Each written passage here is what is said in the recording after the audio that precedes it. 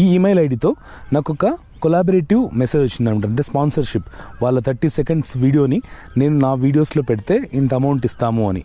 ఆ video details, తర్వాత contract details మొత్తం అన్నీ ఈ లింక్లో ఉన్నాయని చెప్పేసి, ఈ డ్రాప్ బాక్స్ లింక్ ఉంది కదా, ఈ డ్రాప్ బాక్స్ లింక్ క్లిక్ చేస్తే మీకు కాంట్రాక్ట్ ఆ వీడియోస్ అన్నీ వస్తాయని చెప్పేసి ఒక ఈమెయిల్ వచ్చింది.